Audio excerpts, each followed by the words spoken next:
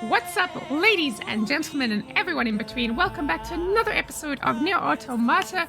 We are here, and today is a little bit of a special episode because we're just going to dive into the lore of the game specifically. So, if you've been following along, you know that we have all these things here under the intel screen that we need to have a look at. It's unit data, there's some weapon stories, might have a quick browse of the tutorial, see if there's anything useful there. I doubt there is. I mean, I think we sort of understand mostly how to play the game, aside from maybe some of those like special combos we've been discovering along the way.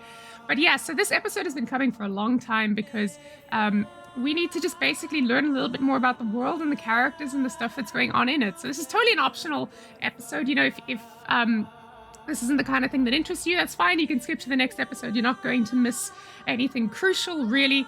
But if you're like me and you like diving into the lore, then that's what this episode is for. So we're just going to read through some of these things, learn a bit more about it.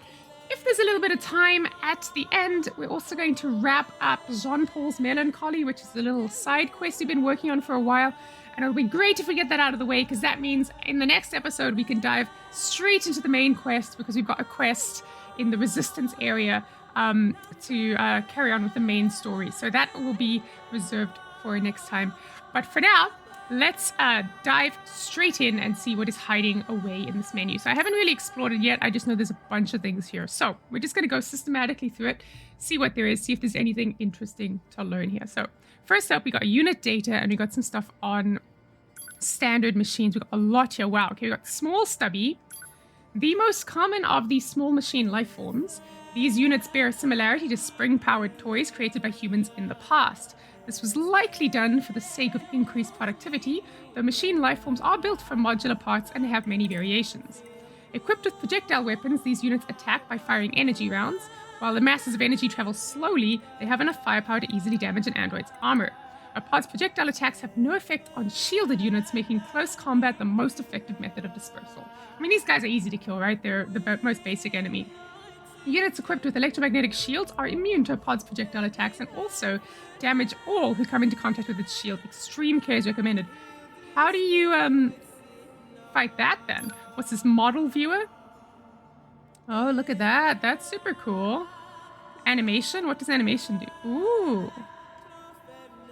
Whoa! You can see them like attacking and everything and change their equipment. Oh, that guy's got a gun.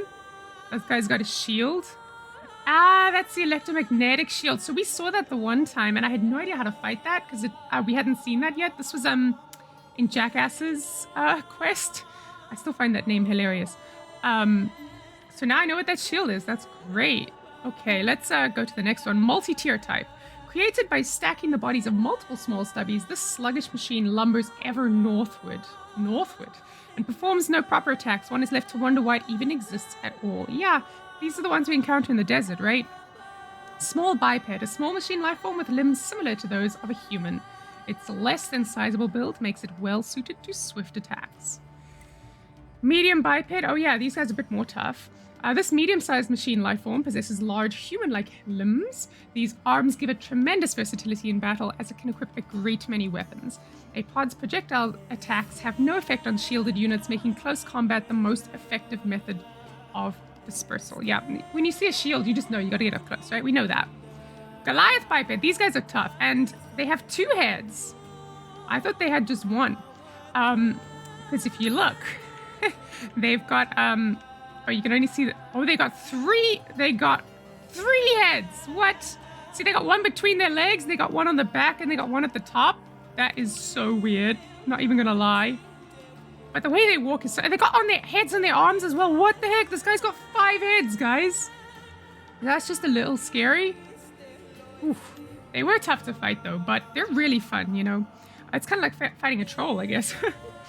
This humanoid Goliath-class machine life form is actually a colony of smaller machines. That makes sense. That uses their combined energy to move one massive body. Okay, makes sense now. The expandable slide rail arms, right, punish all who draw close, while the liquid fuel rocket engine on its back grants short-lived flight abilities. We haven't seen that yet. I don't want to see that. It also boasts powerful projectile weapons and the transport apparatuses of the linked machines that comprise it, making a dangerous foe with no apparent weaknesses. Well, we can still fight it, right? We've done that. Small flyer, a small machine life form outfitted with a flight device. Its firearm launches slow-moving energy pulses that can damage even the armor of an android, while the wire on the bottom of the flight device allows it to transport other machine life forms when necessary. So it can actually carry other machines around. That's crazy. Medium flyer. Oh, we saw this at the beginning of the game, but haven't seen it again, right? Medium flyer, a medium-sized machine life form outfitted with 4 flight devices, armed with guns atop the devices and wire cutters on its sides.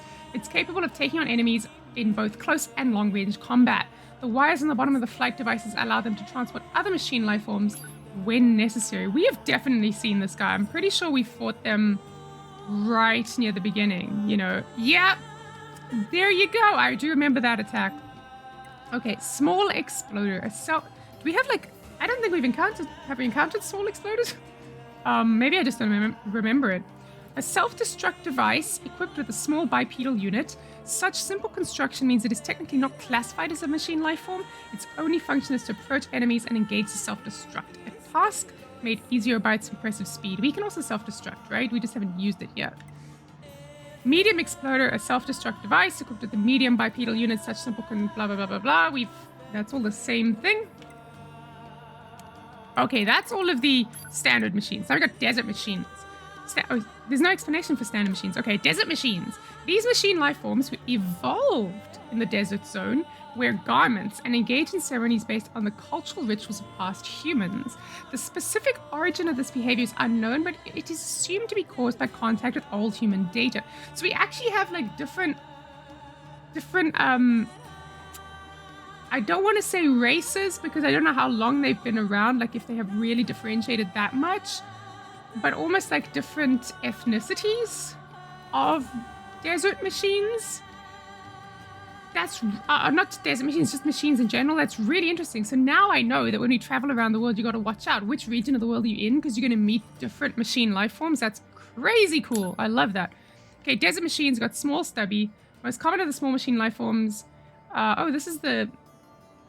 this looks like exactly the same description, except equipped with a circular saw, these units use a reciprocating engine to spin the blade and slice through android armor. You got small biped. Small sword is thought to have been created by machine life form haphazardly combining metals. So like they're basically like just like twists on the small machines you encountered earlier, but they do look like far more intelligent than standard machines, right? Medium biped. Its small sword is thought to... So it's just like hodgepodging like different types of machines together. So like some of the descriptions are going to overlap, I guess.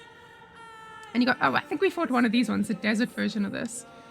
Yeah, it's the same description. But look at that, guys. That is so cool. I love that like all these machines have like a unique style and design to them. And only the one on the top is wearing a mask. That's hilarious. The others don't need a mask. Another small flyer. Okay, and that's all the ones you've encountered in the desert then is small flyers, right? So then amusement park machines. Gaudily dressed machine life forms deployed in the ruins of a human amusement park. Their love of parades make them seem rather friendly, though their overall behavior and thought processes are something of a mystery. Note that while these units are generally peaceful, they will fight back if attacked. Right. Oh, so this is the little clown guy. Okay. It makes sense that it's just the same machines, but like slightly different. It's like different cultures of machines almost. Ah, okay.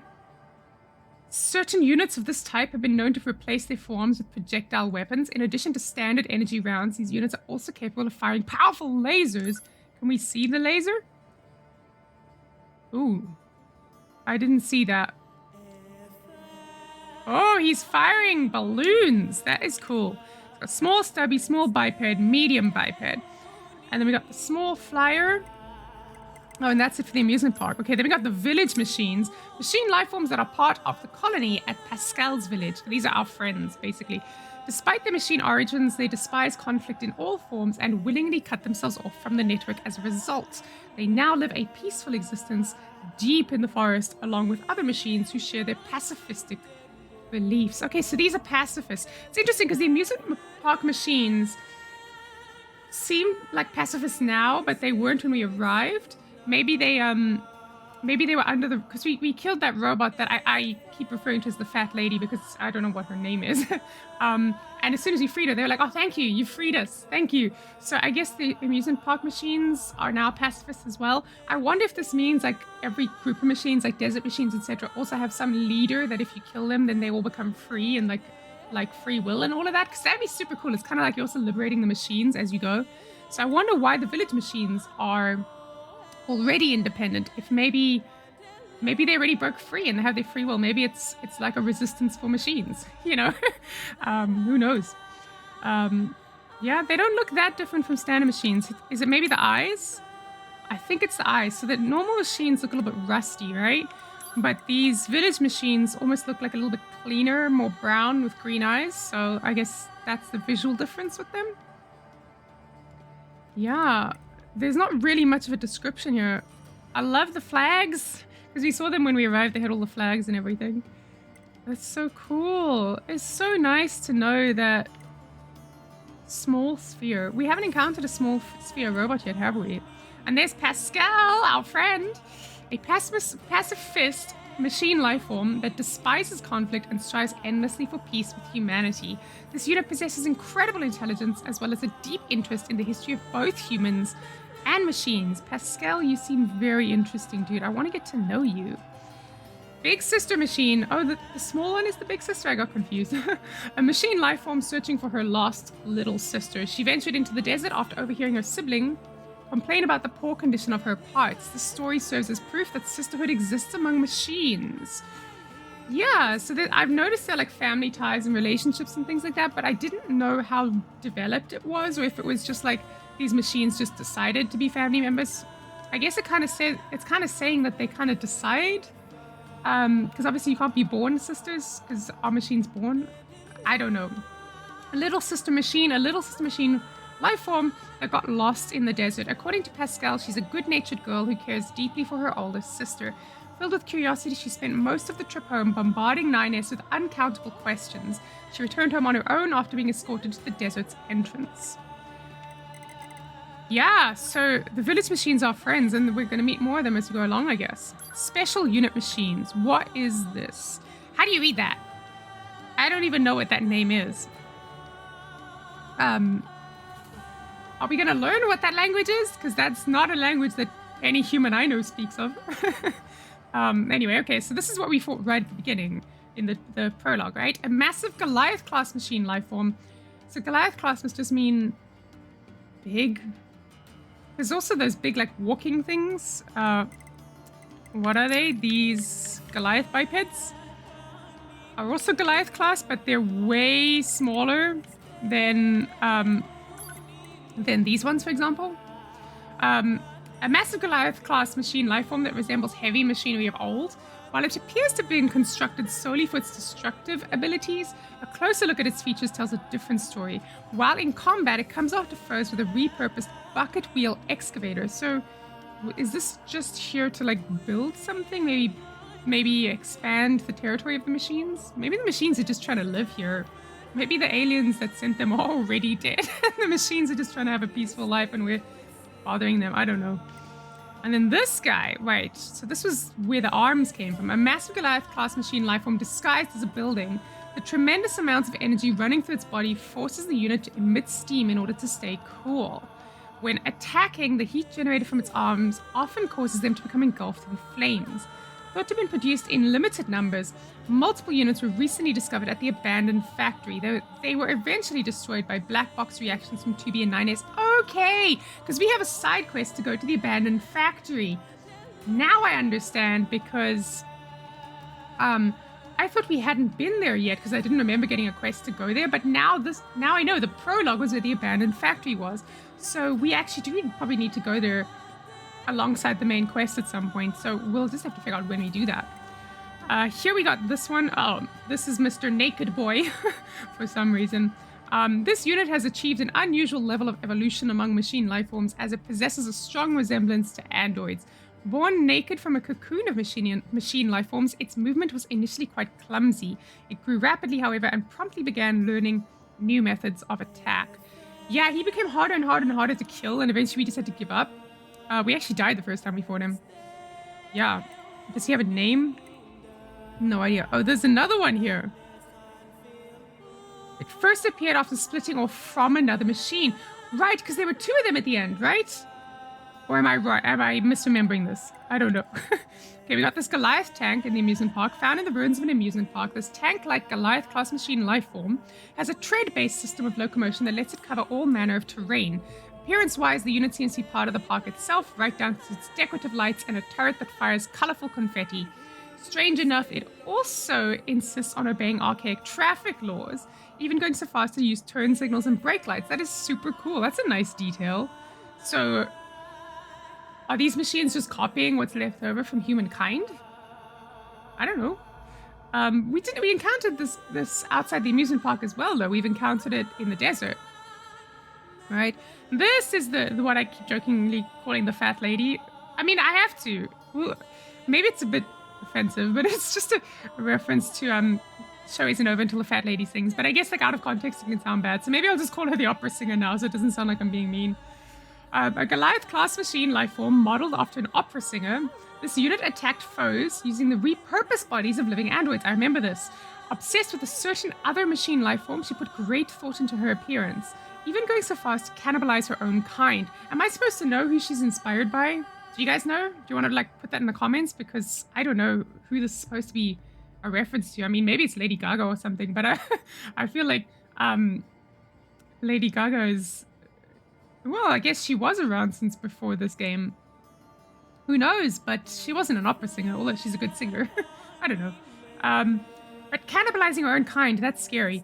Alas, such garish decorations only ended up being a spectacular display of poor taste. Her search for beauty eventually led to her demise when she attacked 2B and 9S. Don't fight us, guys. Bad idea.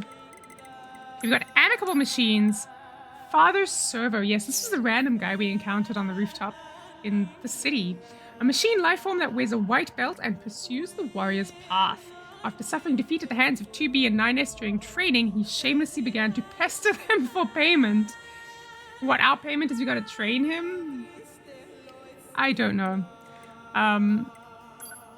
Well, you know, that is one of the side quests that we have to come back and visit at some point. So, let's quickly look at weapon stories. We only have 2 weapons. Oh, sorry. We've got Virtuous Contract.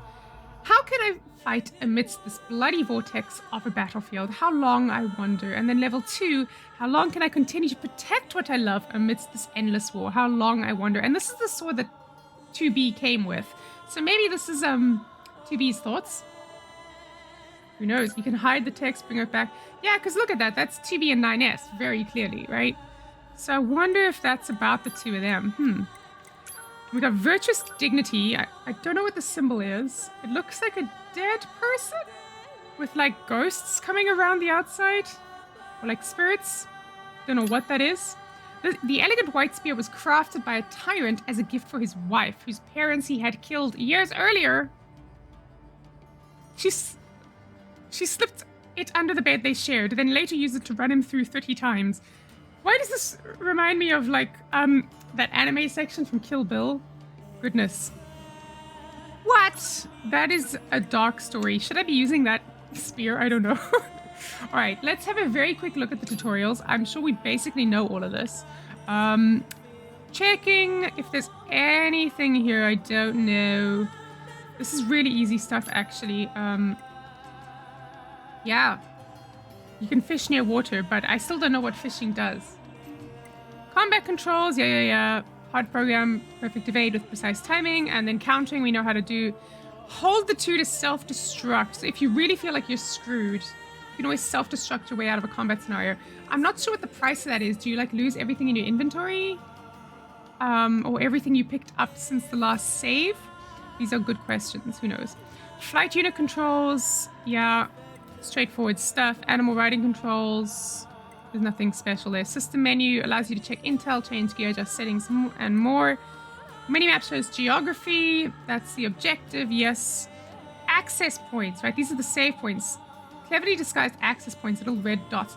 Except they're not all access points. Some of those are side quests. So you actually got to check them out. Unlocks map info, unlocks a save area, which is like the little white spot on the map. And if you're in there, you can save. As long as you're close enough to the access point, that's fine. If you find one under attack by enemies, destroy them all to reactivate the terminal. Access points inbox. Yeah. Death and recovery. When your character dies, okay, this is important. Its body remains on the map as a corpse. So we still know where ours is, but we can't go retrieve it because all of those creatures are there. Not the creatures, the desert robots, and they're way too difficult. They're like level 30 something. So we have to come back and collect that corpse at some point. These bodies contain various data, so you'll have to go back to your body to retrieve your belongings. If you die again before reaching a previous body, it will disappear. If you play for an extended period of time without retrieving your body, it will disappear. Well, we've lost that body, guys. I don't know how we're going to get that back in time. Maybe it'll still be there when we eventually come back, but I doubt it. And if we die in between now and then that's gone. Other players' bodies, yes. You can temporarily gain 3 random effects based on the chips the player had equipped, and repair. The body will follow you around and aid you in combat. Occasionally, we might do that if it's a difficult place, but not super important. Subquests, you see they also have the same marking, so you do have to explore and check that they're not access points. Subquest has been updated. You can check on your progress in the quest tab. Yes. Subquests are these little single red diamonds, whereas the 4 red diamonds is the main quest. I mean, it's really straightforward. I just wish there was a bit more of a legend on the map. Unfortunately, there isn't. So it looks like that's everything in the tutorial section. We got play records. But I think this is just like how many enemies you killed, your money, things like that. It's useful to look here, like to know how much money you've got. You've only died once. That's actually not bad. I thought I was really struggling, but when you really think about it, only having done 1 is not bad. But we've only done 7% of quests, guys. We've got so much more to go in this game. All right, and then under skills, we can change pod programs. I really want to buy another pod, if I can, because I want to have both pod programs, and I can't really have them both right now. Plug-in chips, I want to play around with this at some point, but I think we've really very carefully chosen the ones that we want to use. I haven't yet decided whether it's worth having a second type of, a second set, type B and type C and all of that. Really what I want to do is I want to try and find somewhere to buy space to expand this. I think you can do that at the resistance camp, and once we do so, I'm going to add more chips in, because there's some stuff I really want there, but we couldn't fit in, so I had to prioritize. But that will be for next time. And under weapons, we've already had a look at all of this stuff. Let's just triple check we can't upgrade these weapons. Where would you go to upgrade them? Under story? Because we've already equipped these things. I don't know. Oh, right. I always forget this every single time. You need to go to a weapons vendor to upgrade your weapons. So the next weapons vendor we find, we're going to do exactly that. And then all these items we've looked at. Key items are just quest items and things, right? All these little decorative things that we've used. We might change the color of our pod just for fun. Make it a cardboard pod. What is this? Oh, you know what this is? I've just seen they've recently released a 9-minute gameplay footage from NieR Replicant, which is technically the prequel to this, but was never available on PC, and they're only remastering it and releasing it now. And I saw this grimoire in it, in the 9-minute gameplay video. So I wonder if this is just a cosmetic reference to the first game. That's pretty cool. When that game releases, I'm pretty sure we're gonna play it. It's definitely gonna be on my channel. I mean, I'm loving this game so much. So, got a whole bunch of cool stuff here. It's basically aesthetic stuff here, right? So I think it might be fun to play with the grimoire for a little bit. But let's just see. Maybe I'll decide all of that before we do the next main quest. What do we got here? This is Jean Paul's Melancholy. We just have to hand it in. So we need to talk to Jean Paul, because his followers are really hurt by the fact that he just doesn't care. So talking to Jean Paul will help us clear that up.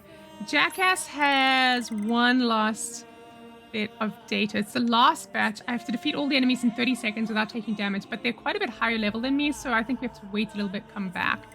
Halfwit Inventor, you just have to give this guy a lot of money. I think, between every main quest, you might just give him 25,000 quid or something. See how that goes. I didn't get a lot out of it, but I imagine if you do it enough times, you eventually get something nice. I need to read up on that so we don't waste too much money on it.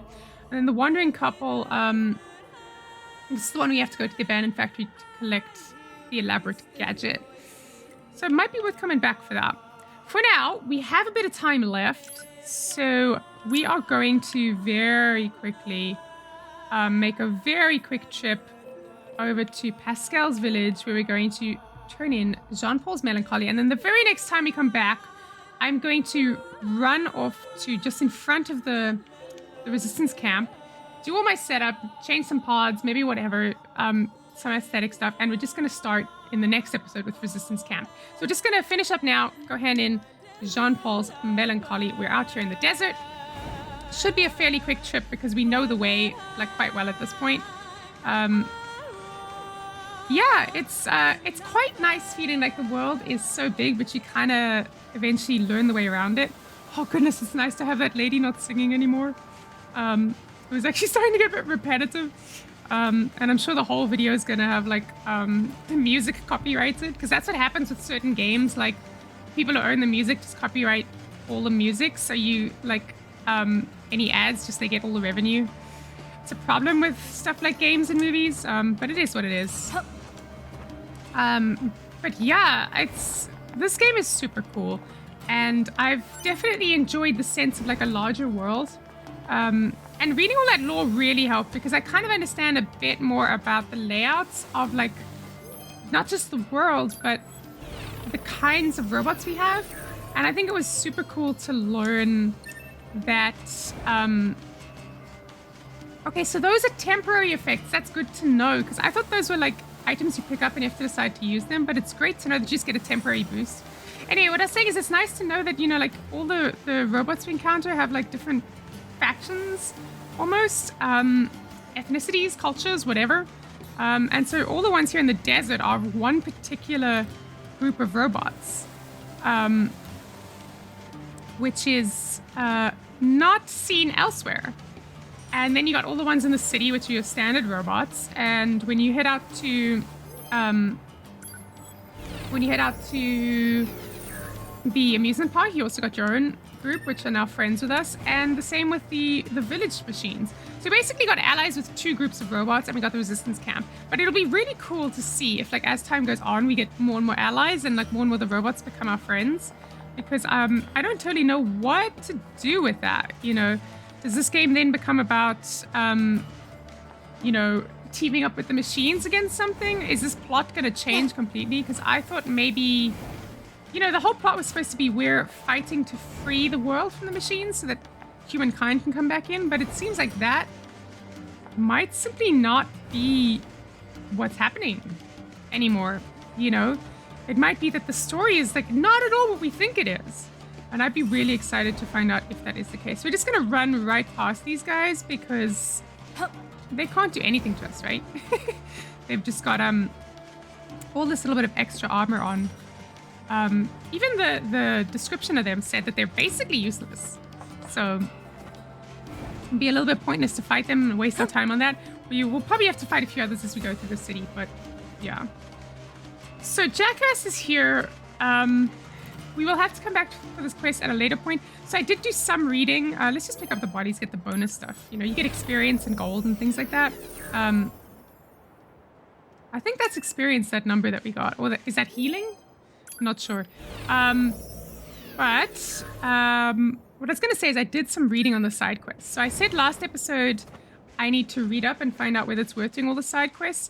The end result... Is this a weapons vendor? No, it's just a shop. The end result is... You absolutely should do the side quests, because they fill out the world and you get a whole bunch of nice extra things from them, and you level up from them, you get gear from them, you know, so it's just like, it's totally worth doing from that perspective. Let me just deal with this guy before I get too distracted. Right, the new quest is available up there at the top, it seems. What was I going to say? Yes, I looked into all these quests, and it seems as though you absolutely should do them. However, a lot of people said you can't do them on your first playthrough. So I have mentioned this briefly elsewhere. I kind of alluded to it. I don't know if I said it in detail. Hello, are you guys violent? If y'all not violent, I'm just going to run right past you for now. So I thought, you know, you should be able to do all the side quests the first time you play the game. but it seems as though you need to come through a second time. So I mentioned this right at the beginning, but haven't gone into detail about it. I don't understand exactly how it works, what the mechanics of it is, but you play the game a second time and maybe a third time, and the story is different. Like the game is meant to be played multiple times, and you get a completely different view on the world or something. Like the story's different, everything's different. And so when you come through the second time, you're a higher level. And so all of these quests that maybe you can't do now, you will be able to do at that point. So that's basically my understanding of it, is if we can't complete quests now, it's not a big deal. We will come back and do them next time. And apparently all the quests you have done your first playthrough, the game remembers. You don't have to do them again. So ooh, where is Jean-Paul? That's interesting. So just before we hand this in, so basically, I'm curious how that works. Don't spoil anything for me in the comments, because I'm super excited to find out. But coming back through a second time and having all the side quests remembered, there must be some sort of explanation narratively for how that works. You know, because how is it that the game remembers, but you're starting the game again and the story is different? I'm really interested to see where that goes. But anyway, let's find out what's happened to Jean-Paul. It looks like this quest is... Guys, I thought we were going to be done with this quest. It's fine. You know, it's world building. It's fine. Oh, hey, you again. Yes, me. If you're looking for Jean-Paul, you're too late. He set out on a journey. A journey, huh? Yes, he said he needed to go find himself or something. Oh, but he left a letter for you. Here, okay, so Jean-Paul can write. That's cool. And we leveled up. Yes, level 15, guys. Jean-Paul's letter. We got a whole bunch of quest rewards. Experience gain up +3. We gotta use that chip. Oh. Well, he's nothing if not consistent. A weirdo right to the very end. I wonder if all his followers being female had something to do with his weirdness. Did the human sexes interact with each other like this? Who knows? That's a weird postulation. I mean, clearly the robots were enamored with him, right? But let's have a look, because he gave us, hang on, let's go to the quest. The quest is cleared, apparently. But what did the letter say? After visiting Jean-Paul again, you learn that he left a letter behind before departing on a journey. He devoted himself to philosophy to the very end, never once taking notice of those who held affection for him. Dude, that is so cruel. Is his letter maybe somewhere in our key items? There it is. Jean-Paul's letter, it reads, "I've left to seek the truth of the world. Throw that trash away." Jean-Paul, dude, we ran all over the world for you, and you just like upped and left, and you ditched all these women who like you. Like, that's so mean. Like, such a player. Wow. Jean-Paul, I can't believe like everyone likes you so much. That's so weird. Okay, well, at least we're done with that quest, because that quest like seriously had us run all over the world like 3 freaking times. The number of times we went to the desert and back just because of it. But yeah, so that's an excellent place to leave it. The next time I see you guys, we're going to be in front of the resistance camp. I'm going to have just made sure I've checked out all my weapons, changed any aesthetics that I want to change, things like that. And we're just going to jump straight into the main story. I was thinking about doing the abandoned factory side quest, but when I look at it, I'm also just thinking like, we haven't done the main story in a while, so let's do that. And side quests carry on apparently until your second playthrough. So if it becomes the case that we can't do the abandoned factory right now, that's okay. We can always come back and do it later, and we'll see it in a future episode at some point. So I just, I want to see where the main story goes now. I want to find out what the Resistance has to say about all these intelligence robots, because it's been like 4 or 5 episodes, I've lost count now, since we have discovered that these robots are sentient and we have allies, and we haven't told the Resistance. So it's about time we chat with them and find out what's going on over there. So I will see you guys next time on NieR Automata. Until then, stay safe, stay wholesome, and we're doing this for the glory of mankind. Bye for now.